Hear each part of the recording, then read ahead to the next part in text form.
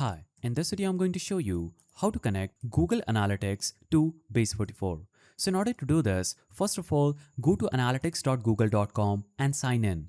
Create a new GA4 property, give it a name, set your time zone and currency, and you will get a measurement ID like this.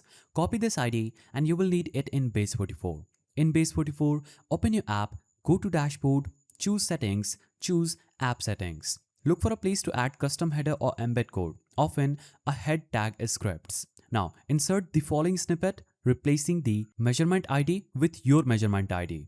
Now, after you do this, save and publish your changes in Base44. Then, in GA4, that is Google Analytics, go to Reports, navigate to Real Time, open your live Base44 app in another tab, and you should see activity appear in the real-time view. Your own visit.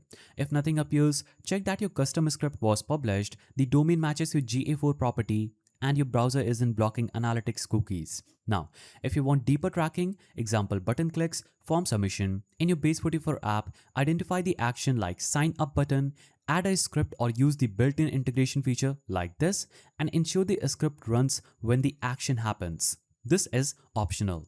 Now, Base44 supports external integrations via API keys, so you can route analytics or user activity to GA4 or other systems. You could also automate Base44 to send entity-created events into GA4 via tools like Zapier if you prefer a no-code workflow. If you found this guide helpful, please don't forget to give it a thumbs up, and thanks for watching.